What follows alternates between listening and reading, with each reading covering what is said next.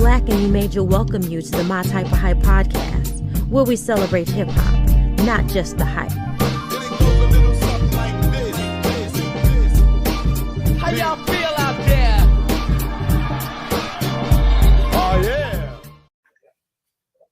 Welcome back, everybody.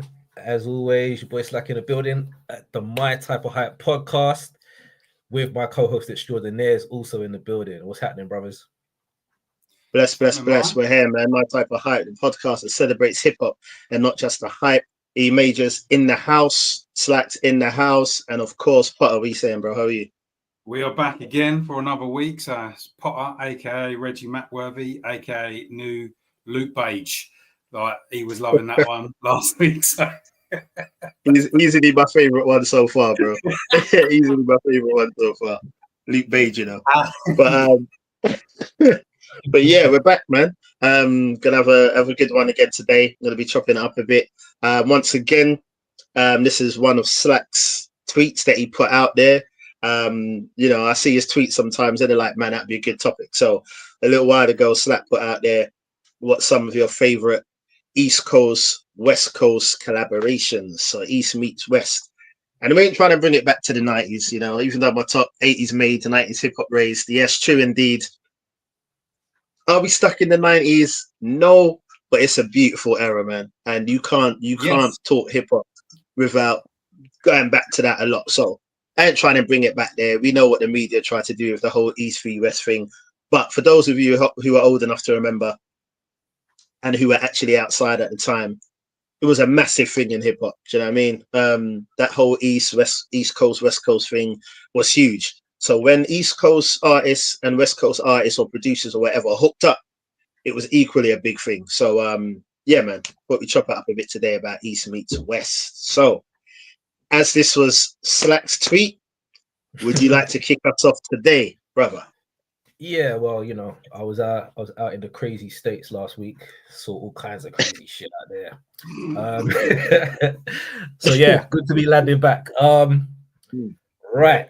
So I'm gonna go for a song first of all. Yeah. And none of you is definitely gonna have this one on your list. This one is DJ Premier and Lady of Rage. So although technically she's from Virginia, right, but still at the time she was Death Row, West Coast, whatever. So I guess you could say the same about Corrupt. You know, he's originally from Philly. Yeah. So I took it on that kind of basis. But the first time I heard Microphone Poncock, pause, that shit right there, insane. Disgusting. It wasn't what I was expecting from Rage at all, because I think we were all expecting the Dr. Dre produced album, whether it be Dre and Daz or at least like, you know, West Coast producers. So I was surprised to see DJ Premier was on her album. And then when I heard that beat, like, and she killed that shit. Like, she absolutely destroyed that song. Like, I think the first time I heard it, I must have played it like God knows how many times in a row. Like, before it even finished, I was just like, bring that back to the start. That second verse of hers, man. Oh my God. Just, yeah, crazy song. Love that song. Still do to this day. I play it. Yeah, and I'll just say that she can go over like most. She can obviously go over the West Coast type sound. She could go over, and like Rage is horribly underrated, but I think that's only because she doesn't have much material out. She does guest verses here and there. She'll pop up and absolutely destroy a guest verse, like she did on the Dog Pound album this year. Right. But when it comes to that, she was the best one on that tune. 100%, she killed that. So she proved like she hasn't missed a step. She still got it. She was on the MC8 album recently. Destroyed that too. So she's been, I mean, if she had more workout, man, I think she'd be way highly respected. It sucked for her, man, because like from what I remember, like her album was like one of the last ones. That's right. The Throw was like done in it, and there was no press, no hype, nothing. But it's a good album. It's a good album. I love it, man. I love it. I like it. I've said it a million times. I don't care about how much is out there. She's my favorite female rapper, man, and I'll say that like all the time. So I don't care.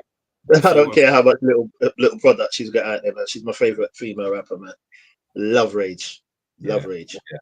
So that's my pick, man.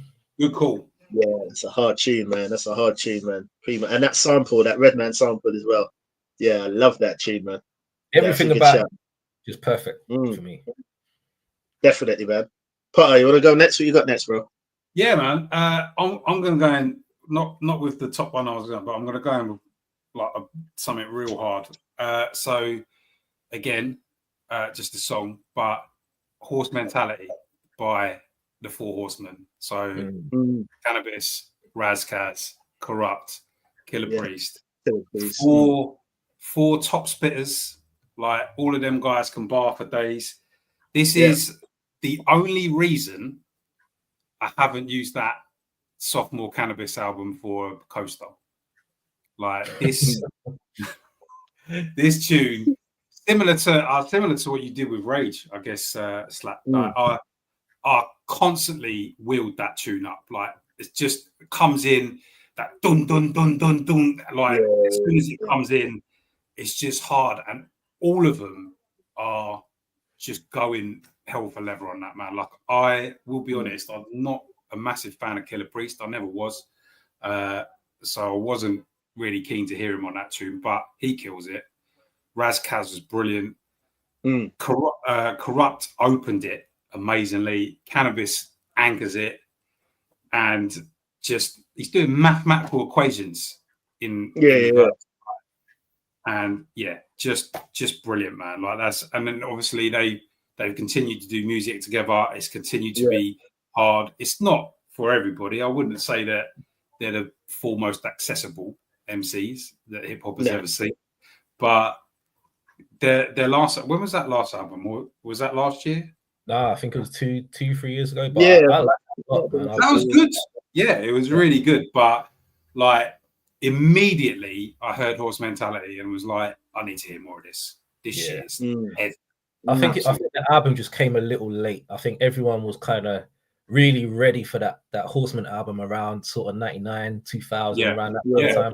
I think if it dropped then, I think it would have blown everything away. Would have been massive. Yeah, I think it came out so like 20 years after it should have, and I think it just went under the radar because no one's really.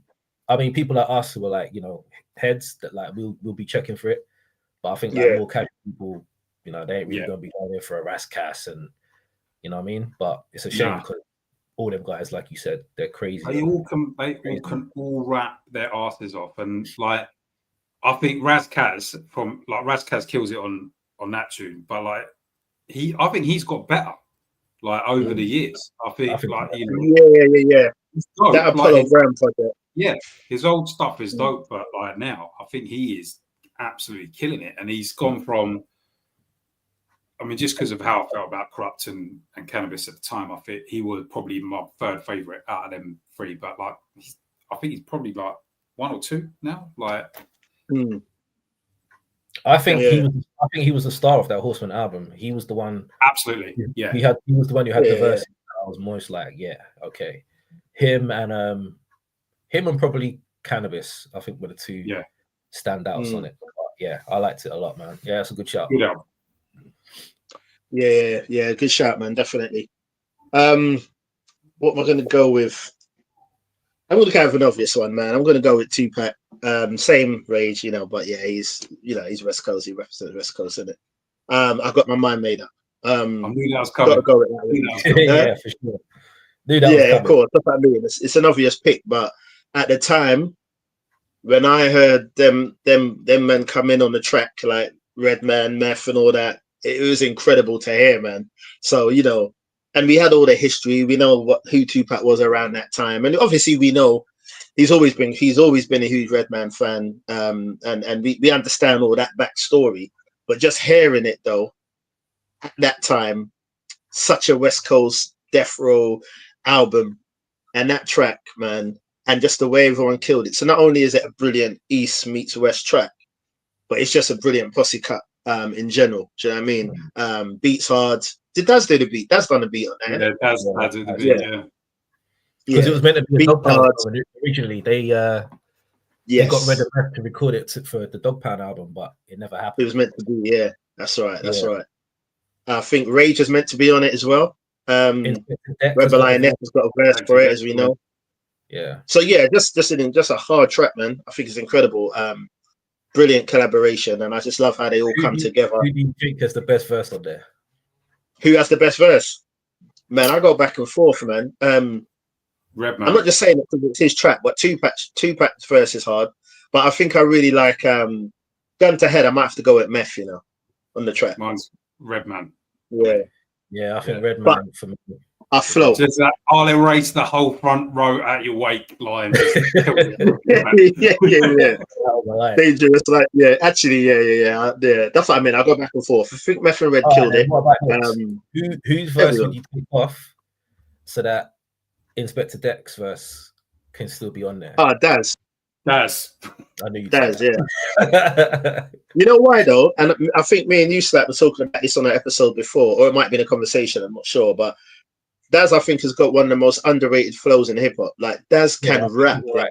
And the way he spits, the way his flow, he's actually a tight MC. I've got no problems with Daz rapping at all. But on that track, he's too laid back on it. Like he's too chilled. It's like he's not excited enough.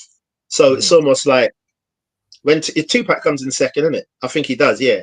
When he comes in, he lifts the whole track because Daz don't kick it off right. So that's the only reason I'd take Daz off, because he just don't do the track justice in this occasion. Tough, isn't it? Because Daz made the beat. Can't be like, come off the track, bro. Kind of gotta leave him on there. Yeah. But yeah, that'd be my first pick. All right, that's a good pick. You definitely ain't got this one either. The one that I'm about to throw out there. Helter Skelter, and Dog Pound, Brownsville 2LB. Yes. Top of my list, bro. That's what Magnum Force, isn't it? That's a hard track, man. Oh my goodness, that's another one. That's another Daz production right there. Yeah, and the Magnum Force album, highly underrated in my opinion, bro. All the time. I love that album so much, and I think it was then. I always knew rock was like crazy, but his second verse on that song, oh my goodness, I had to keep going back. I had to keep rewinding that verse, man. He absolutely kills it. Where he starts off, we in the house, even when we outdoors, we in the house. We in the house, we dick in your bitch mouth. Oh my god, he destroyed that shit. Like he literally just took that song and was just like, it's mine, and no one else can close that song. Even Sean P wasn't seeing him on that song. Love that song, love it to death. Yeah, that's a great choice actually. Yeah, that's a good choice. That's one of them ones that when I have my thing on random, like, and it comes on, like, that gets rewound like 3 or 4 times. You have to pull that back every time. Yeah, definitely. What you got, Pat? I've got a list, man. I've got a real list. All right, I'm gonna this one. Huh? Pick the least obvious. Yeah. All right. So I don't think either of you have this either. So Eric Sermon, Never Understood, with DJ Quick and Exhibit. DJ Quick. That was on the Van Gundy album. And the Eric Onassis album. Eric Onassis. Yeah. DJ Quick produced it. You can tell that as soon as it starts. And it's just dope, man, to have the beat was sick. Like, because I like Eric. Yeah, Eric Sermon, I think, like, I know he's an East Coast producer, but he's got a level of funk to his production that 100%. marries it well to a lot of West Coast MCs. And it was just quite interesting to hear him spit over somebody else's funky production. And obviously, no one's going to mistake Eric Sermon or DJ Quick for really, really good MCs, but you get Exhibit on it and he just holds it down. He's that little complete missing piece. His verse is dope. Eric Sermon's verse is not bad for an Eric Sermon verse. But yeah, Exhibit just kills that. I don't know why that sounded like this, but I know it was like a subtle shade, isn't it? subtle, real subtle. I mean, yeah. I mean, he's not great as an MC. Like I love Nah, it. he's not a great MC, but you love him though, innit? I think because his production is so good, stuff, all the EPMD. Yeah, that's what it is. I think because his general music is just so good, people kind of forgive him as being like, you know, I'll allow it. An okay rapper, yeah. Agreed. And he was always surrounded by spitters, Like MCs, yeah. Like he's not as, you know, he does when you hear tunes like Final Countdown, and you know he gets outshone by everybody. Yeah. And you know, so it's nice. That's what he doesn't. But yeah, I wouldn't have expected him to go far with it. But yeah, so I like the mix. I like the mix of that because you've got some funk and you've got Exhibit with a like slightly grimier kind of feel. Yeah, that's one of my favorite. Like that was an outstanding track for me off the Eric Onassis album, which is that was dope. not amazing. I need to remind myself of that album, man. I've actually got it, but I feel like I haven't listened to it for such a long time. I like that album a lot. It's good. It's good. Listen out for Van Gundy. Van Gundy is my song. That song is crazy. It's got everyone on there. Even that dude, Cy Scott. I don't know. A lot of people don't know. I don't know if you remember him, but he had a couple guest verses on Eric Sermon's songs, and he was incredible. I just don't know what happened to him. But yeah, Van Gundy, Eric Onassis album. Yeah, I mean, he did go for it. He had a period where there was like a bunch of MCs on his albums I'd not heard of. Like Van Gundy's one of them. Cy Scott, was that the other one? Scott, Cy Scott, Tommy Gunn. He had a few heads in it. Yeah, because he did the Insomnia album, and he had like a load of people on there. Yeah, I love the album, but mainly because of the production. A lot of the MCs weren't great, apart from like the Keith Murray song was great. The Redman song, Rama, was amazing. So there were some joints on there. Even Eric's song, I think it was called Fear. That was hard, like that bass line. Yeah, Eric's got too much, man. I think he's another one just horribly underrated for what he's done, man. He's super dope. Yeah, top 10 producer for me of all time. I think. Yeah, he's done too much. And we always have this discussion about when people are like, oh, EPMD, you know, PMD done some of the production as well.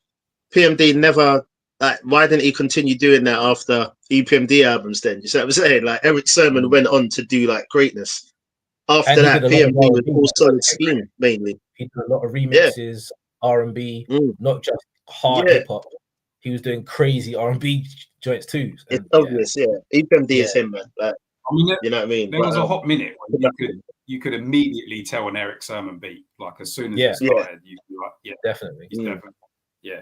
I couldn't pick you a PMD beat out of a crowd, to be honest. Like, I think he gets a lot of respect, like PMD, for because I think he does a lot of stuff that people don't realize he did. Like even on the EPMD albums, like Eric was saying, he taught me how to make beats on the first album or whatever. Like they were collaborating. So PMD knows his way around, but like I agree with you, like a lot of his stuff isn't really out there like that. You know what I mean? Where you can just say that was it. I think the song that I liked from him was on that. I don't know if it was the Shady Business album, but it was the one with was it Daz Effects was on the hook. Oh, I knew you were going to say that. Yeah, I love that one. Rugged and Raw. Yes, that's hard, bro. But I don't think he produced that. That was Solid Scheme, I think. Oh, really? I think, unless I'm mistaken, but Solid Scheme produced about 90% of that album. I think PMD done a couple of tracks, but Solid Scheme, they done a lot of the Das Effects production, PMD production after the split. You know what I mean? Solid Scheme's hard though, but that you know what I mean. So, I mean, I think PMD, he's not a part of Solid Scheme, but I know he added his touch to it as well. Do you know what I mean? But yeah, definitely. But that track's easily my favorite PMD track, man. Hard. Yeah, definitely. 100%. I'm gonna keep it on Eric Sermon then with my turn, and I'm gonna go with actually, did Eric Sermon produce this? I think he did. Cypress Hill, MC8, Redman, Eric Sermon. Fuck off. Throw your That set in the air. what I was gonna go for. That was on the list. Oh, was bro, it's literally gotta be, man. That tune, man.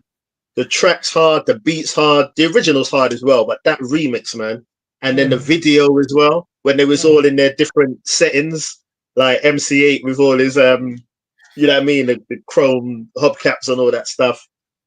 Just sick. I love that, man. 95. I remember buying a single. I think it was on a Flip of Illusions, innit? It was on a B-side of Illusion. So I bought Illusions for that. Which used to happen a lot in the 90s, man. You'd buy a single for the flip side. But yeah, man, Throw Your Set in the Air remix, hard, man. From beginning to end, man. Incredible, like collaboration there. Still to this day, I was listening to Redman verse. Redman just came in and just peak mopped everyone up. Trust me, but yeah, definitely a favorite collaboration of mine, man. East meets West there. Literally, that was gonna be my next one too, man. So it had to be mentioned, man. Yeah, that was. I think that's probably one of my most played tracks in '95, man. And that video always getting spun on the box. And yeah. I'm not I'm gonna actually say laughing like, at my lip twice. Shows how much I like it. My phone bill must have been crazy because I must have been calling in trying to request that a few times. But yeah, incredible tune, man. Love that shit. Definitely, man. All right, then I've got to switch a little bit. Thanks for that, E. I'm gonna go for Wicked, Ice Cube, and Daz Effects. Yeah. So that song right there. If I was a boxer, I'm coming down to the ring with that tune. Definitely. Oh, the Check Yourself remix. Yeah. I mean, what can you say about that tune? Love it, man. I was disappointed. Check yourself or not check yourself. Like is so you got what you did? The Wicked remix. Wicked, yeah. Because sorry. And then he went check yourself, and I'm like, hold on, wait, no. Like, I'm not getting confused. Wicked. Sorry, I thought you said check yourself. The Check Yourself. That's Effects. Wicked remix. Okay, yeah. That tune right there, you wouldn't have seen that coming. Ice Cube, and you wouldn't have seen it together. No. Like you wouldn't have pictured it. And for it to come out as it did, that beat, everything about it, I absolutely loved it. Still rinse that tune a lot to this day. Super hard. That whole album really, Predator was crazy. Yeah. So part of the magnificent Ice Cube run was it. What would you give him? Would you give him four in a row, or 3? Would you include Kill at Will? You got to, man. Now, isn't it? It's an EP, but still, I don't know. If you want to be technical, we can also go for B-sides. The B-sides album that you put out, the remix. Yeah. That was hard as shit too. So literally, I'll definitely add the EP because we was looking at Bone the other day, and we was talking about Creeping on a Come Up. Do you know what I mean? So it's only fair. Some EPs, you know what I'm saying? Showbiz and AG, Pete Rock, CL Smooth. Some EPs are equally as celebrated as albums, man. And Kill at Will is definitely in that criterion, man. So I would put that in. Not too many of our 4-album classic run. There's not too many of them anywhere. Nah, not at all. Exactly, man. I've been spoken about enough, to be honest, but yeah, it is what it is. But yeah, Ice Cube and Daz Effects. Yeah. That's a good shout, man. Yeah, definitely. It's mad how many similarities we've got on our lists. So I'm trying to find. Okay, it is my go, isn't it? Yeah. This is one of my favorite tunes. We briefly spoke about it before. East Side Riders with Styles P, Goldie Loke, Trey D. It's on Ride or Die Volume 3. Yeah. Now, this song. I think we spoke about that last time, right? I think we mentioned it. Yeah. And I love this joint because I was totally not expecting a Lox and East Siders collaboration anywhere, let alone on this album. This joint makes you want to crip walk in Timberlands. Like that's all I can say. Really. I feel that would be difficult, to be fair, But yeah, but I think Styles P is amazingly consistent. I think he's one of the most consistent MCs that we've got. Definitely. I think Slap, you said something to me about 5 or 6 years ago where he's the Volkswagen Passat of the He's just you jump in, turn the key, you know what's happening. Yeah. Get from constantly good. Yeah. I love Trey D. I've always loved Trey D. I don't know why. I think it's just he's so unapologetically a gangster. At his big age of he's gonna be pushing 60 now. Goldie Loke, I feel, was like out of the East Side, he's probably the weak link, but he's still good. But he's still good. Yeah, definitely. Good. And that tune just goes hard. It's completely out of sync with maybe the rest of the entire album, in fairness. Like the beats are terrible on it. Not everybody's bringing their A game, but that tune, that is just an absolute standout for me. Yeah, stood out for real. Yeah. Great joint. Never thought I'd ever see something like that ever, but it's just brilliant. Agreed, man. It's definitely one of the standout tunes off the album, definitely, man. Yeah, I agree. That's a good shout, actually. I forgot about that. All right, I'm gonna go with Exhibit. You mentioned Exhibit before. Definitely an underrated MC, man. You know, people always talking about Pimp My Ride. Exhibit's first album for me, classic. First you know what I mean? Yeah, the first two, definitely. The 40 Days and 40 Nights, definitely. You know what? Some people say the first three, but I would definitely give it to the first one. Definitely. The second one, you know, I would not argue that's a classic. But yeah, I think Exhibit's a very underrated MC, man. So the track I want to go with is the Eyes May Shine remix of Mobb Deep. When I heard that, I was like, this is insane, man. So you know the track, yeah? Eyes May Shine, yeah. I don't think I've heard that, man. I'll be honest. Bro, listen to it, man. Listen to it. As soon as we finish, bro, cut that shit on. Yeah. No, I will. 100%. When I heard that, man, that was obviously like 96, isn't it?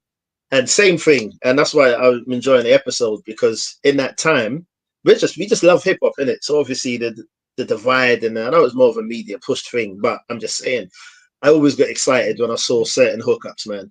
And when I heard like Mobb Deep on that Eyes May Shine remix, I think it was on the it was on the soundtrack as well, wasn't it?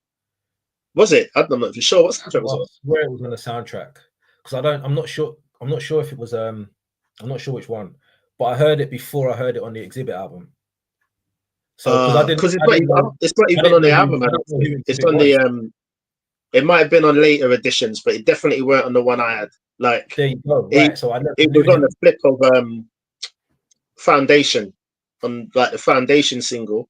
Yeah, I think they had the Eyes May Shine on there.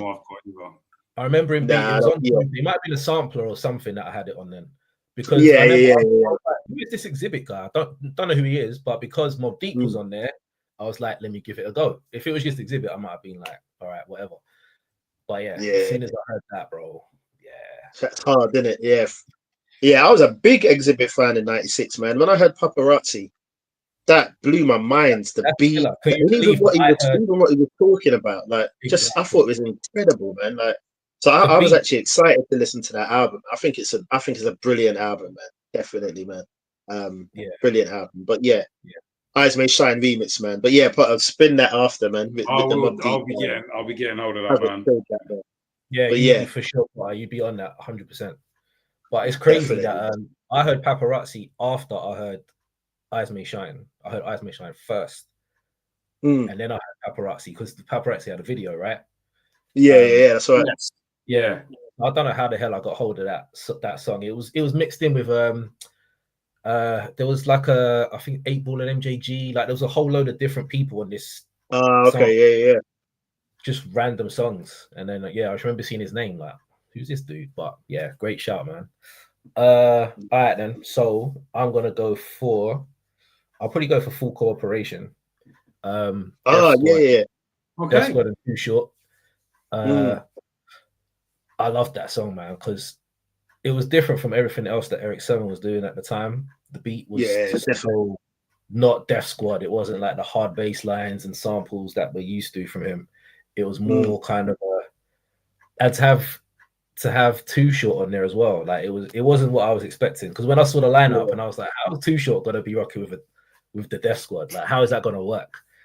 But when I heard it, I was like, okay. And then you hear it again, and then they brought out the video, and then it was on, I think it was on like 3 albums, and it was on the Death Squad album, it was on Keith Murray's Greatest Hits album, and it was on another one. It was on 3 different albums, and I was like, they must really like this song. But yeah, it came out. I think it was, I don't know, it must have been 98, around there, 98, 99. Yeah, that was Death Squad. Death Squad was 98. Yeah. So yeah, man. Big beat, big tune. Death Squad really missed. Yeah. Yeah, hard. We're giving a lot of props to that, boy. Yeah, I mean, Too Short's done. What deserved? It's with Eric Sermon, man. Agreed. It's like on his other albums. You must like him, I guess. Yeah. True. Okay. Which one do I go with? All right. So, Joe Felony, What You Gonna Do remix with Meth. Redman.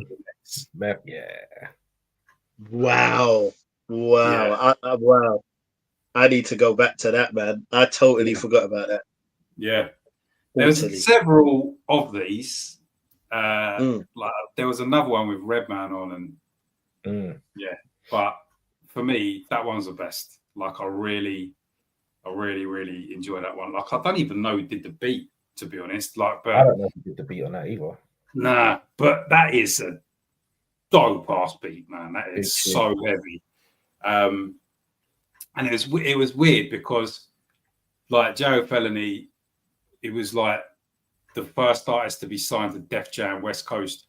And only artist to be signed to Def Jam West Coast. And I didn't know what that album was going to be like, because I didn't really feel at the time that Def Jam could put out a West Coast album that would be like authentic. Do you know what I mean?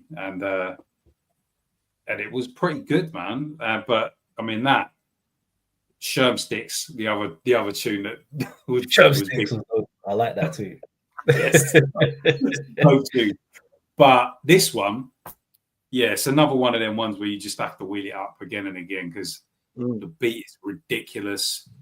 Joe Felony's pretty good on it. Meth kills it. DMX absolutely destroys it on the last verse.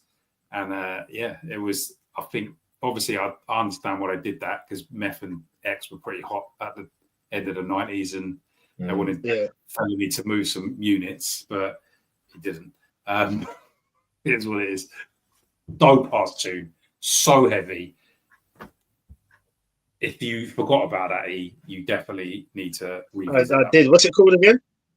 What You Gonna Do?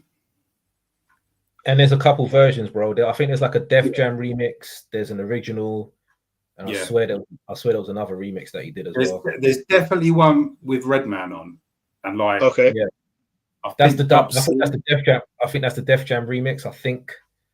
But yeah, check them all out, man. I think there's 3 different versions.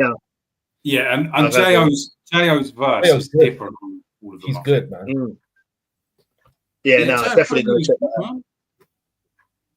Definitely got to check that out. All right, cool.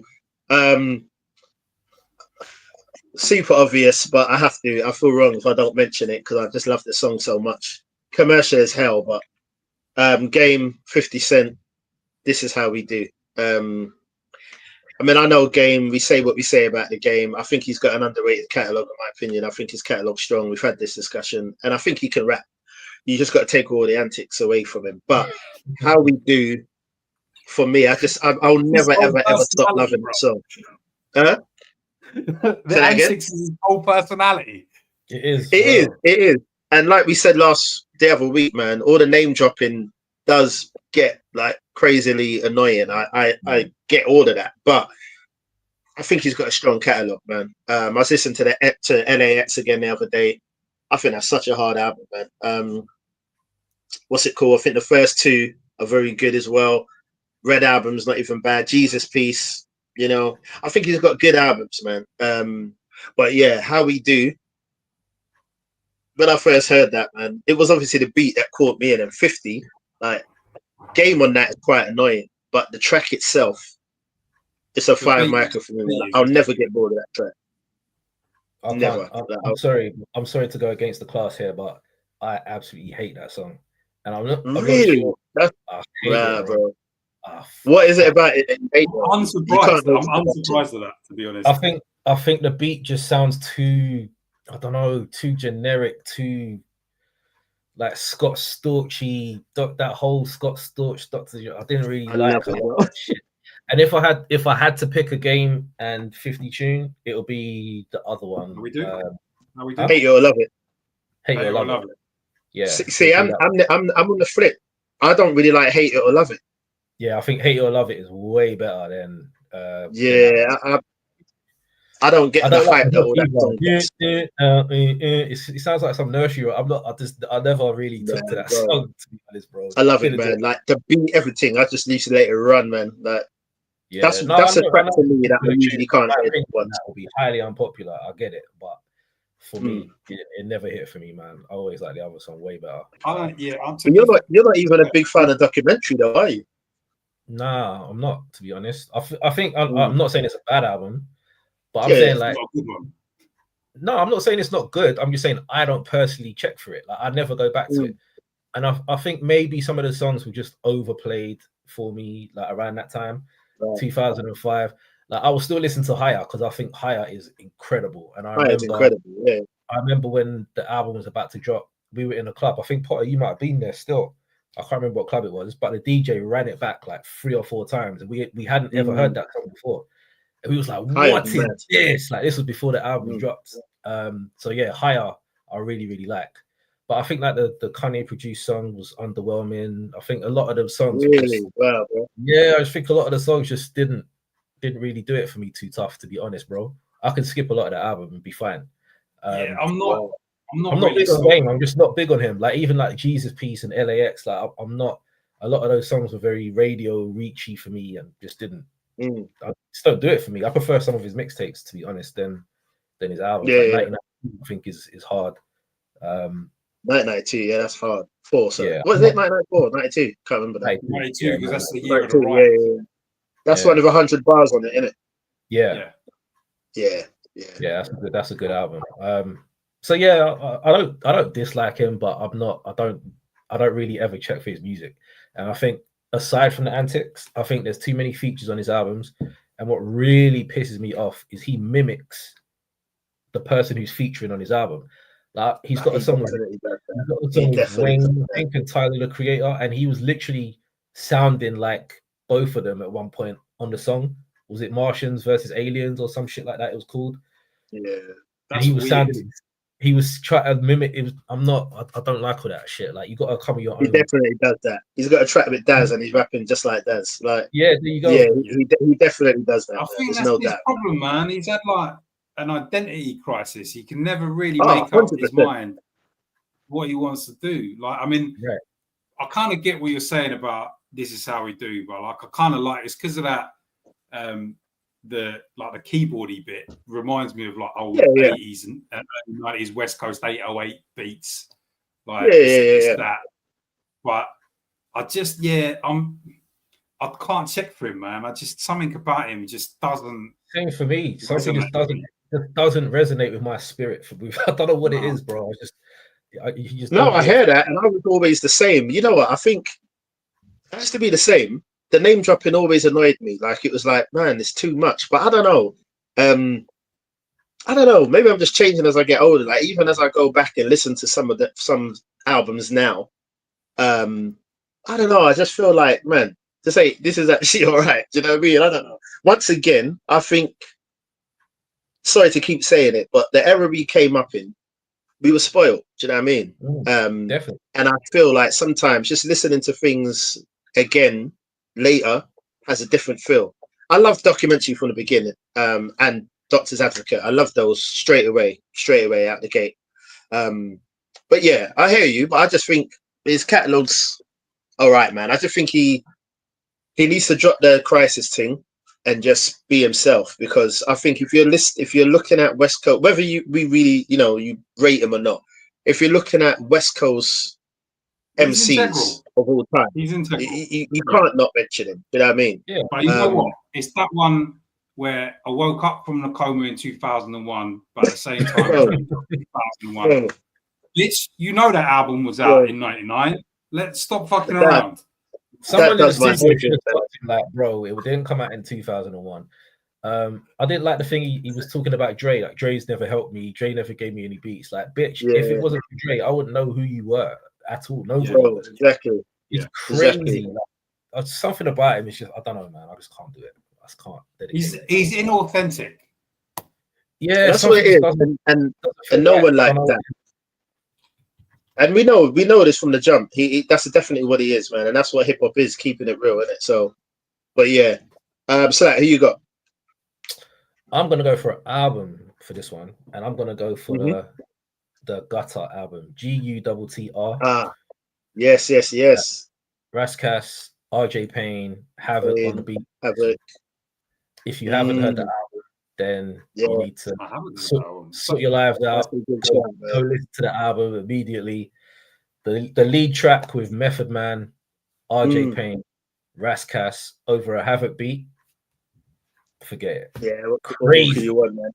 Yeah. Wait, so Havoc produced that whole album? Pretty much, yeah. Whole album. I'm on it. Was there one but let's say even if it wasn't 100%, there's like 99% Havoc. Yeah, I think he done the whole thing, I think he might be wrong, but I think he done the whole thing. Off the top of my head, I think there might have been one song that he didn't do. Okay. Right, I'm not sure, but yeah, Havoc. Let's just say Havoc produced it. But yeah, very, very cold. Rascas, RJ Payne going over Havoc beats. What more do you want? That sounds ridiculous. Yeah, it is. Yes, and it kind of pisses me off that more people aren't talking about how good the album is. Because people are always like, "Oh, where's the real hip hop?" It's literally right there. But no one's talking about it. Like, I've mentioned it many times, but there's only so much promo that I1 can do. You know what I mean? So 100%, man. Yeah, no, you're right, man. You're right. The first time I listened to that, I was in the gym, man. I was like, this is disgusting, man. You know what I mean? It was like, I was going to the States, actually. The first time it came out, I was on the way to the States.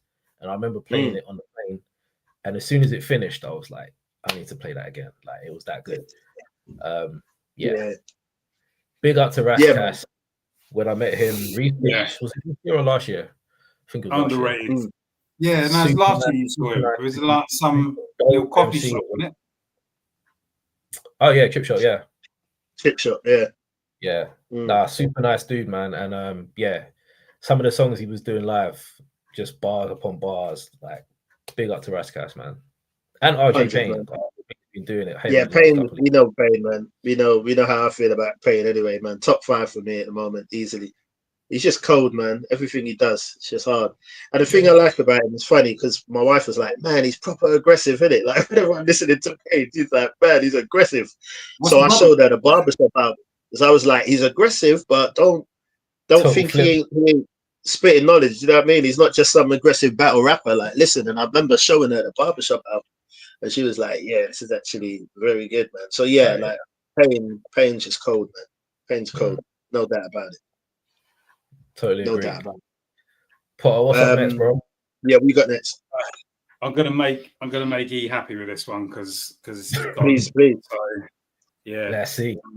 So Jay, Change the Game remix with the dog. All right. I think for me, Change the Game is one of the better tunes on Dynasty album. I'm not a huge fan of that album. It's not ringing a bell for me, you know. Change the game. Yeah. It's on. Yeah, trying to remix it. You know, it's the one where Memphis Bleak comes in. He's like, "Who the fuck? What?" Yeah. I might need to go back and listen to that, but I don't remember the song at all. So the remix with, like, there was a couple. There was one that was shorter, and then I think it was on a DJ Clue album. It might be on the Professional Part 2, but it's like an extended remix. So you've got Jay, Corrupt, Daz, Beans, and Bleak all on the same track. You got the chill. You got the chill sample on that? It is, isn't it? Yeah. I can't You remember. got the chill sample. That beat is heavy. For a long time, right? Yeah, no, it's a banger, man. And like I like the tune on its own, like just with J Beans and Bleak on it. But Yeah. they did it again, and obviously had Corrupt and Daz on it as well. And it's pure dog pound. Like I'm like, how did you not have him on this in the first place? The beat is it's a kind of a West Coasty beat. Corrupt just kills it as usual on his guest appearances. It's just a banger, man. Like I think for me, it's one of the standout tracks of the Dynasty album. Probably that and 1900 Hustler, maybe. Like, you know what? Everyone mentions those tracks. No one ever mentions Squeeze First. You know how hard Squeeze First is? Oh my god, Squeeze First is. I love Squeeze First, man. Yeah, with a little banjo on it. Yeah. There's rapping on that, man. I haven't listened to the album since maybe, I don't know, God knows, like a very long time. 98. Yeah. 98, waiting for that. You know what? It was one of them that I played a bit when it came out, and then that was it. I never really went back. It's not my favorite J album. I ain't gonna lie. Like, it's not my favorite J album at all. There's some heat on there, though. There is. That's what I'm saying. Yeah, there's some tracks on there. That was on there. So yeah, I like those songs, but the other songs in between, me, him, her, and him, or whatever. Me, her, and him, or whatever that track. Yeah, that's hard. That's good. There's a few good tracks on there. It's good until you get to Emil's verse. You can cut that shit off. Yeah, Emil, man.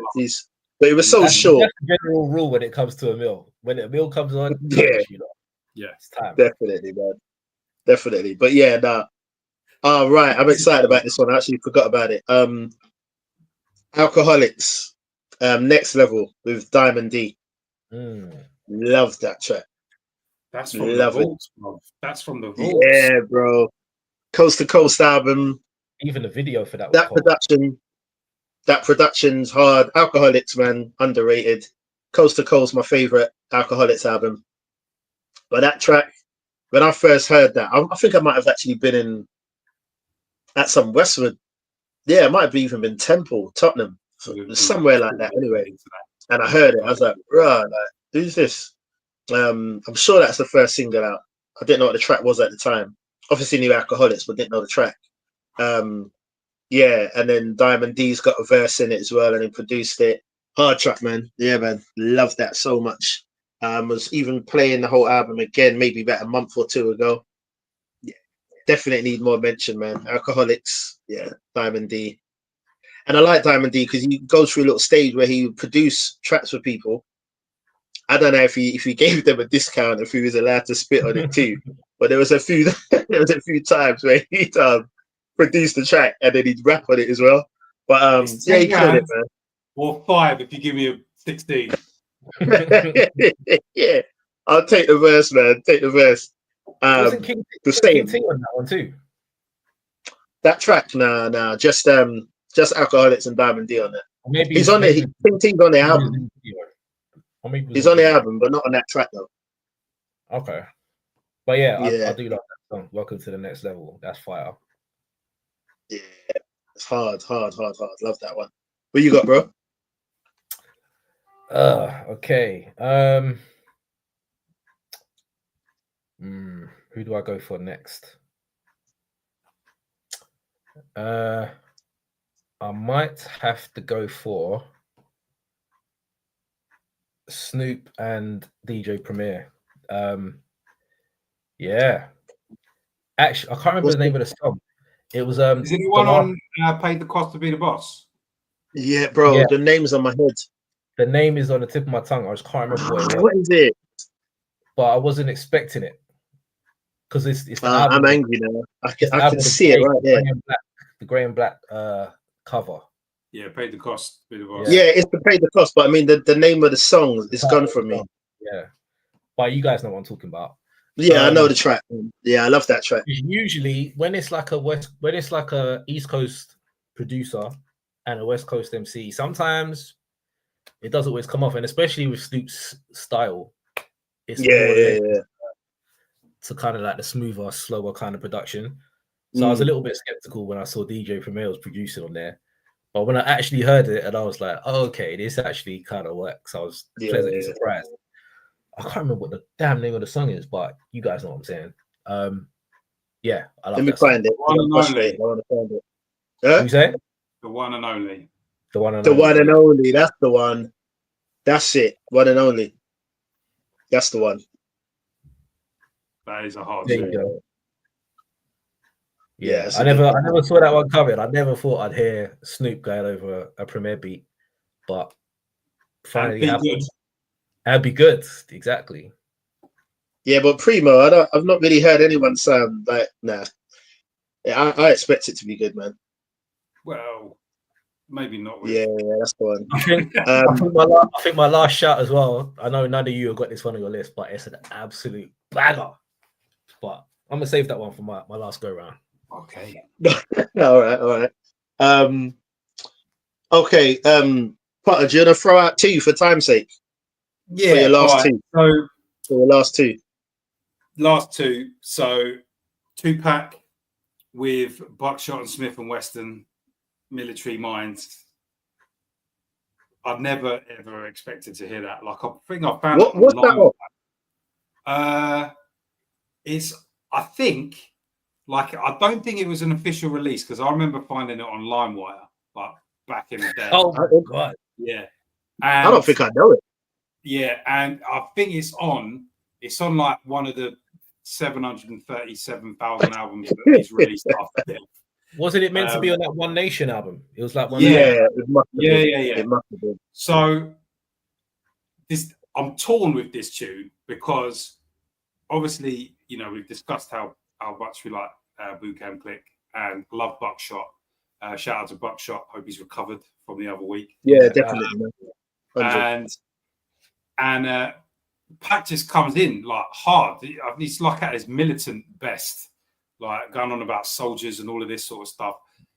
The only issue I have with it is when the other guys are spitting, when Buckshot and Smith and Wesson are spitting, he overdubs the last word of every single line.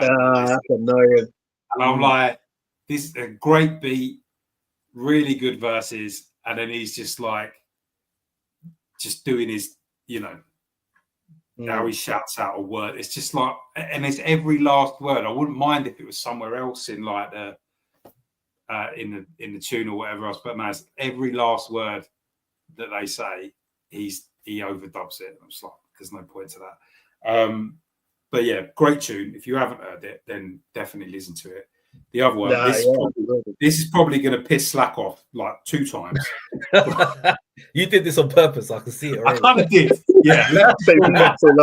So once upon a time, I got sent a Mac 10 album, The Recipe. And I hate Mac 10. I hated that. You know how much I hate Mac 10. Right? But hate Mac 10, you know. There's this weird because there's all the tracks listed on the back, and almost every tune has a guest on it, but you don't know who it is because it doesn't tell you on the back. And I got through most of it by skipping, and then this tune come on called "Let the Games Begin." Now, you'll like this, E. Fat Joe's on it. All right, I'll definitely check it out then. Comes in, and then I'm like, cool, all right, Fat Joe, banging. And then after Fat Joe, Pun. Absolutely destroys the tune. And then end of it, Mac 10 comes on, turn it off. All right, it's fine. But it's a real West Coast beat, really, really like bouncy. Fat Joe is, you know, how he was in, you know, sort of 98. Pun rides that beat like he's on a bucking bronco, for fuck's sake. It's crazy. Like, it's just punches everywhere on it. And then it's like, I'm not even bother listening to Mac 10 because what is he going to do that is anything remotely like this? Like, they set him up, putting him last, man. Yeah, man. On his own album. That's disrespect, man. Yeah, on your own album. Do the man like that on his own album.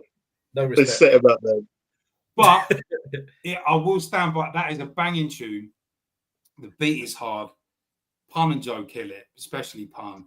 Like if you can make through it 2/3 of the song, do that. And if you don't want to listen to Mac, what album is it on? The Recipe. The Recipe, yeah. So I think he's on the front in like an apron. He's like had a mixing desk. Yeah. I know the album. I just don't remember the punch. That album was a promo, and I remember because I was never like big into Mac 10 at all, to be honest. No one's big into Mac 10, even in California. People don't like Mac 10.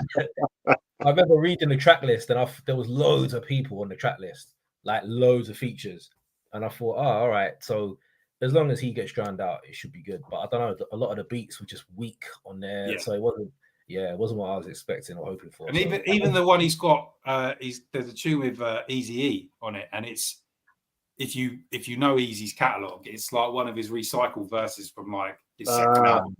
Right. Yeah, it's just pointless. But I wouldn't say it's worth getting the album just for that tune with Pun and Joe, but maybe just that one song. Yeah, but the album I would recommend. Now that we live in the age of downloading and streaming. All right, I've got it lined up. I'm gonna check that out definitely. I know the album, I just don't remember that song. I think they did a really shit film around. I think it's Blood Brothers or something. Fat Joe and Mac 10 are meant to be. Yes, because related. Yeah. Wasn't that when he was filming together, isn't it? Yeah. Trying to catch money at the time, I think. And he did like a soundtrack for it or whatever. Yeah. And that was No, I think it was called Thicker Than Water, in it, something like that. Yeah, Thicker Than Water. That's it. Yeah. That's it. I remember. Yeah, they was hanging out with each other for a while. All right, cool. I'm going to throw two out to close. As you know, I've got way more on my list, but I'm just going to pick two. I need to mention this one because, like we were talking about, sometimes I personally didn't hear no one dissing it until Twitter. I know, Slack, you were saying that you've always felt like that way about it, but Nas is coming. Nas and Dre. Like, I know Dre ain't rapping, but production. For me, it was written favorite Nas album. Well, we've got to the very end before you've done that today, bro. So I'm doing better. Wow, double impact today. All right. I hate this. Is my point. Like for me, I can't lie. I never heard anyone dissing that track until Twitter. Like for me, it felt massive. Like even the little dialogue at the beginning, you know, what they're talking about, and Dre's like, "Oh, let's get this money, let's kill that," and all that. You know what I mean? So they're coming together. I thought the track was hard, man. The beats. The only thing I'd agree with is the chorus is lazy. The chorus is awful, definitely. But you cannot hear that track and tell me the beat ain't hard, and tell me Nas ain't rapping on that, man. Seriously, I do not get it. I won't tell you that. Together, like I don't.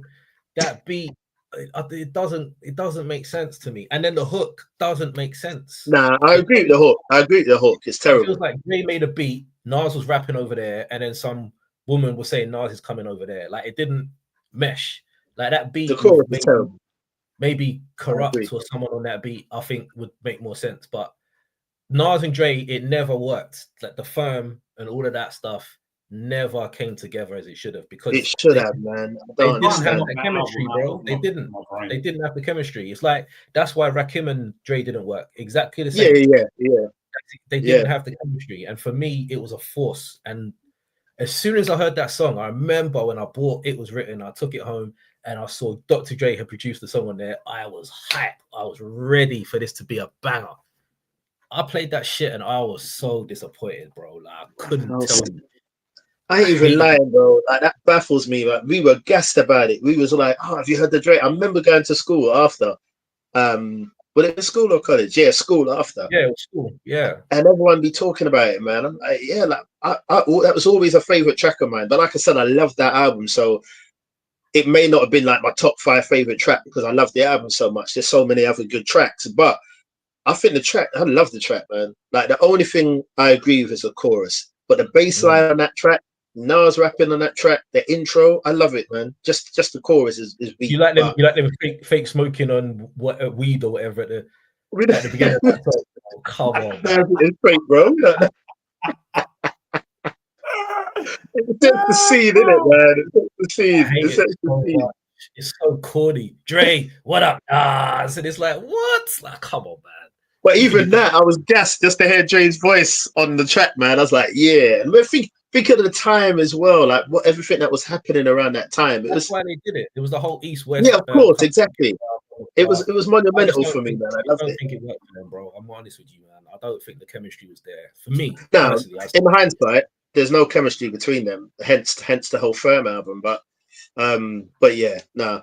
All right, for time's sake, the last one I'm going to throw out. Music Makes Me High. Lost Boys remix featuring a Dogbound, produced by Daz again. Love that. Daz Love that. again. Daz does not get the props he deserves, and He I will doesn't, continue to say this, man. That He dude doesn't, between mid-90s, his run was absolutely stone cold, and he doesn't get the Agreed, props. man. And it's not just the beats that he did that still sound dope to this very day. Yeah, Like, oh man, he was killing. And his solo album, that first one, That's what I'm saying. definitely don't get Retaliation mentioned. Yeah, is that was brilliant. cold. That was a cold album. Personal classic for me, man. That Oh No track, I remember one day playing that about 5 times in a row, man. Crazy. Like, seriously. That's such a good album. Even that joint with Be Legit bangs on that album, man. Yeah. Bro. But like we were saying, it happened around the whole Death Row Crumble, innit? So yeah, 97, 98 times, they just didn't have the traction anymore. If that Daz debut dropped in like 95, 96, geez. Sorry, not 96 even now. Earlier. Like 94, 95, it would have been up there with Dogpound. Because he would have been hot off the Dogpound album. 95 was Dogpound album, so if he dropped it 96, he would have been hot off the album. True. Daz is the producer of one of my favorite beats of all time, and that's Big Pimpin' on the Above the Rim soundtrack.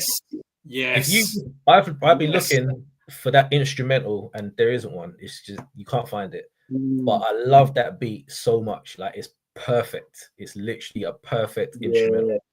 And that's such a brilliant soundtrack, though. Like, it's horribly underrated, man. I think he was really good.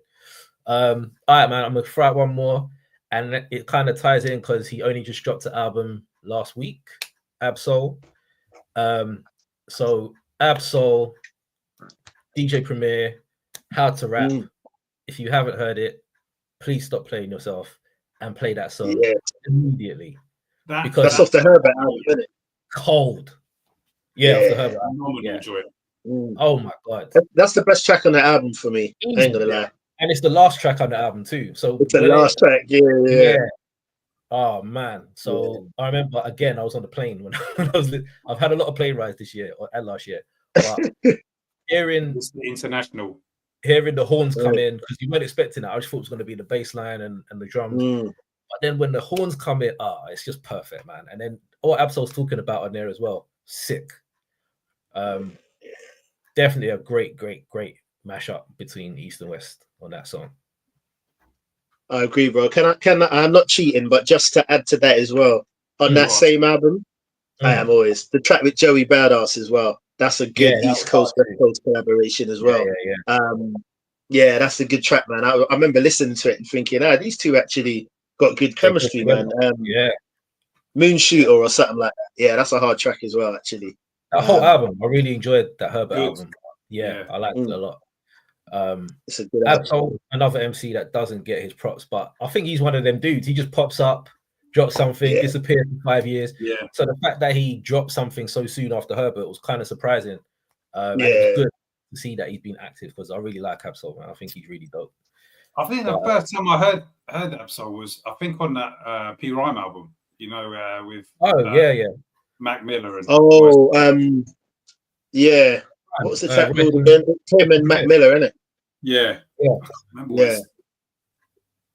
it was on the extended version, was it, or was it on the original? I can't remember. No, it was on the original. It's on the original. The original was what, 9 songs, I think, and then the extended was something like that. Sure. Yeah, that's a hard track. Him, Mac Miller, and Big Royce, obviously. Yeah. Old Soul, but my shoes are new. That one, isn't it? Yeah. 5 mics, that album. 5 mics. I don't care what. I love that album, man. The album is they're doing a 3, aren't they? So I'm ready for that. Yeah, 100%. And Slack, you was at the show in Islington, innit? When they done it, when they came over. Were you there? But nah, they killed that show, man. They killed that show. What was that, like 2015, innit? A while ago now. Probably earlier than that. Around there. Mid 2010s ish. Yeah. But yeah, man. Thank you everybody once again for checking us out. I mean, it's been great. East meets West. We might have to do like a East meets South or a West meets South or something. Connect the dots at some point in time, because there's a lot of dope collaborations with the South, man. Yeah, man. True. Happened after the whole Jiggy era shit, like when it was a little bit corny, when they started making proper shit. So yeah, maybe we can touch on that one a little bit further down the road. So yeah, thank you as always for checking us out. And as always, if you do have any suggestions that we might have missed because we only have a finite amount of time, feel free to drop it in the comments below. Thank you everyone for tuning in. Thank you everyone for commenting. Like, we've been really seeing like the comments and everyone checking us out and stuff. So much respect for that as always. So from me, your boy Slack. See you next week. From my co-host extraordinaires. Sign out, brothers. Yeah, yes, from E Major. Peace as always. Thank you for tuning in. Potter, sign us out, bro. Yeah, big up. Make sure you tune in, comment, like, all of that stuff, please, because you know we got children to feed, especially. In it. It's Potter, your boy, aka Reggie McWorthy. Peace. See you next week. Man. Till next week. Peace.